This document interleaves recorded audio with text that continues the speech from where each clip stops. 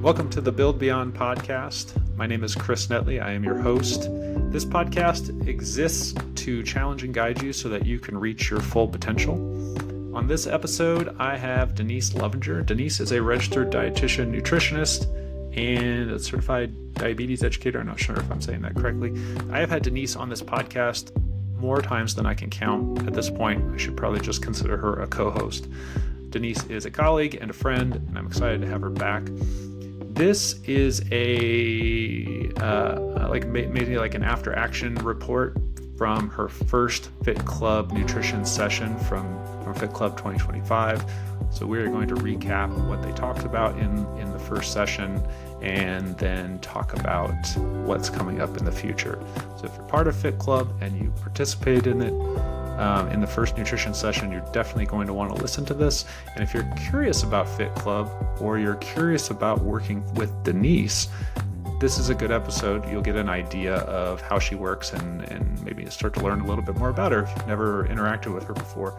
I will put Denise's contact info in the description if you'd like to reach out to her for questions, comments, or if you'd like to schedule an appointment with her. All right, I hope you enjoy this episode. Okay. So today can be relatively short.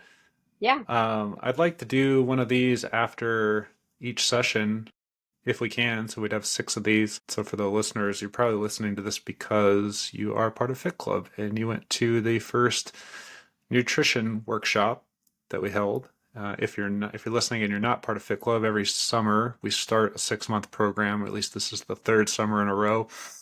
And it's a fitness and health program for faculty and staff at Hillsdale College. And we have greatly expanded the program this year to multiple tracks. And we have given, nutrition has always been a part of it, but this year nutrition has its own track, and it is the second most popular that we have, oddly enough, behind walking and home exercise. So it's kind of interesting when we give a large group of people options, what they pick. But people value walking in the summer, they value home exercise, and they value nutrition is what this group is telling us. So the nutrition crew, they meet once a month with Denise as a group, and this is a reaction or a recap of how those sessions went. And I am curious, what did you guys work on? What is the plan? What was the vibe? What kind of questions did you get? So quiet groups the first time out, not a lot of questions yet. Most of the questions I had revolved around protein and how much protein do we actually need? What's the anabolic window after they lift weights for protein? Those really were the crux of the questions. When I asked folks what they wanted to learn in the program, by and large, is they want to learn how to incorporate the nutrition knowledge a lot of them already have. How do I plan meals? How do I feed my family when we've got practices and baseball games? And so those are things we're going to go through this next week. So what we did the first week was just talk about the basics of weight management. I shared with the group kind of 5 things they could do or 5 things to work on that research and my practice has supported in weight management. We talked about the importance of eating adequate calories to maintain their muscle mass, because we all know muscle mass is so important in burning calories. We talked about consistency and how that looks. We talked about the importance of motivation because it is so difficult to lose weight. We talked about looking at other areas in their life that cause them to eat, which will be a big part of our program. We'll talk about why we eat. Is it because we go out to a restaurant every other day? Is it because we have stress and we cope with stress from food? Do we eat when we're upset? Do we eat when we're bored? So we'll be learning that, I think, is a really important part about managing your weight. I introduced caloric density versus density food, which we'll be talking a lot about this next week. Because when you look at research and when we think about ourselves, we all eat the same volume of food most of the time. But what's the caloric density of that food as opposed to the nutrient density? And how can we eat meals that fill us up but have less calories in them? And then we ended by talking about tracking their food to see where they're at now. This was met with some people were happy to do this, some people were not really thrilled about this. So I encouraged a week's worth of tracking, but said if you only want to do 3 days, that's fine, and to include a weekend. So we can see where they're at. How many calories they consume? How much fiber are they eating? How much protein are they eating? So I think we need to have a starting point. Yeah. And then next week, we'll look at that, have people discuss what they found, and then start making some plans on how to modify the areas they need to change. So that kind of sums up what we talked about. Okay. Did you get any good questions? Not a lot. No. Really, seriously, it was a pretty Oh, quiet group. And I really do think this group did understand the need for maintaining muscle mass and how important that was. I feel like they understood a lot about nutrition in all three groups. Um, just kind of fine tuning on how to get those nutrients in. Everybody does want a number, though. I will say people asked, well, how many grams of protein should I eat and how many calories should I have? And that's something that I don't think I'm going to provide. I think we're going to figure that out by looking what they're doing now and then thinking how we can shave a few calories off or add a little bit of protein and kind of let them decide where they're feeling their best. yeah. Um, I think protein now is such a big deal. And even I, as a dietitian for a while, I think was pushing it more than I really should have. And I've been finding with the people I'm working with, it's kind of stressful for them to think, how am I going to get all this protein? You and I have talked about this. Yeah. So, and I've offered people can meet with me individually if they do want to, I don't know what that is, if they do want to fine tune things, especially if they are lifting really heavily and doing a lot of resistance training and running and that type of thing.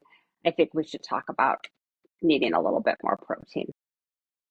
But Yeah. that was really what the questions surrounded, wanting a number, um, and just knowing how to put this all into practice when they have these busy lives. Yeah. It's funny. Marissa has a friends, they have little kids, like our Hmm. kids' age. Hmm.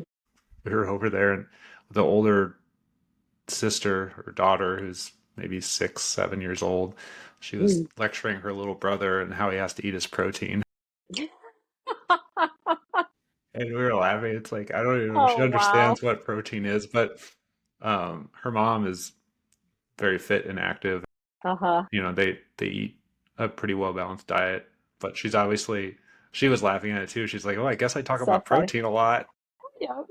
So it's funny, I have a 3-year-old grandson, and his parents are very fit, lift a lot of weights. They're climbers, physical therapists.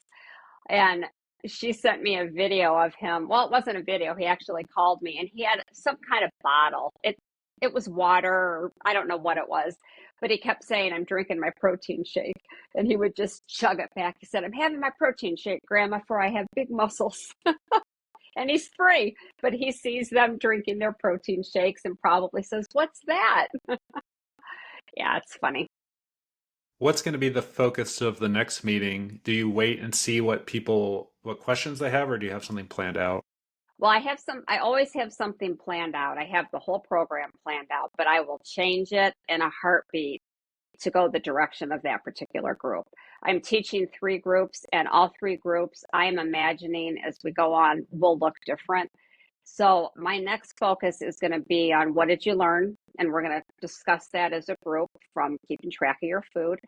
I'm going to start introducing caloric density, and then I'm going to really talk about how easy it is to shave 300 calories off of a day. And we'll talk about that instead of going on these strict diets. You just have to look at what you're doing. Eat 1 handful of nuts less. Put 1 or 2 teaspoons less of butter or olive oil on your food, and you've got 300 calories there. So, and we'll kind of make that as individual as we can as they're looking at their diaries.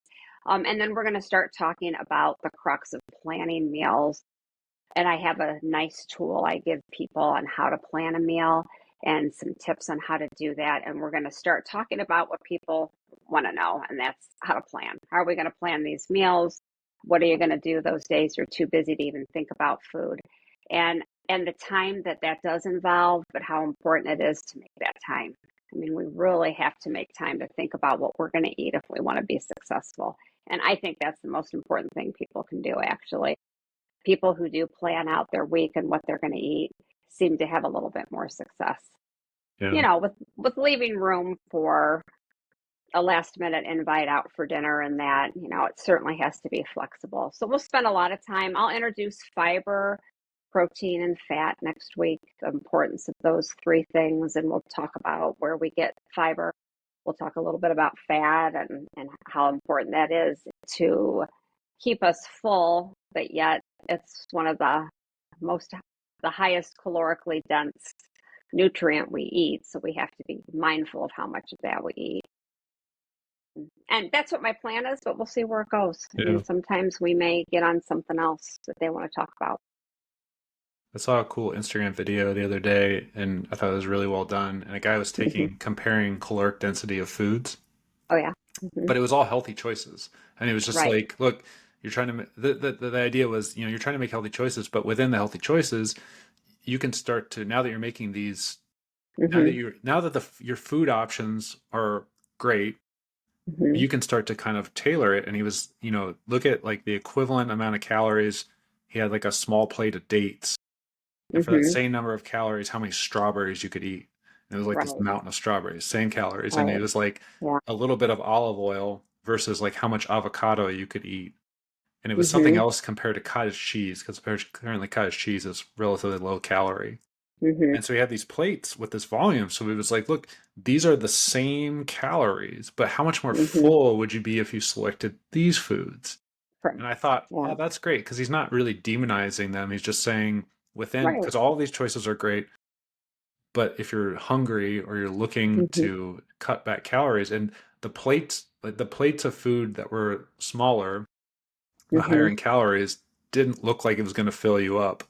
But the other plates, it was like, I don't think most people could eat all of that in one sitting. So by selecting those foods, you would just naturally eat fewer calories because you couldn't put that kind of volume down.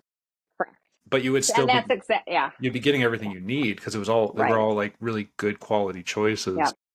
And that's exactly what we're going to talk about. And I do have something that I'm going to give them that does just that shows the different caloric density. And then we go a little further and talk about nutrient density, about adding food, so we look at that, and then we talk about the difference between adding something that's really healthy for you in place of something that may not be quite as health giving. Yeah. So that's a great tool. Yeah, it was a good video. That is a good video to see it like that. So many nutrition videos on social media are misleading or negative, or they're trying to scare you. I don't know. I thought it stood out. I was like, oh, that sounds cool. really good. That sounds good. If I liked making videos, maybe I could do that. But I don't like posting on my Instagram, as you know. I know.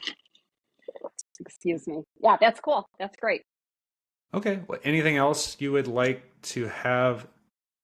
I'm going to publish this so anyone can see it, but I'm definitely going to promote it within your your groups. Sure. Is there anything you would like to say to them before their next session? Because I would hope that 100% of them listen to this.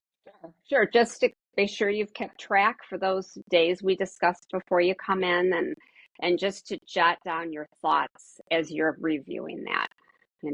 Think about how many calories you may have eaten, and then think about, well, why did that happen that way? Was I in a restaurant?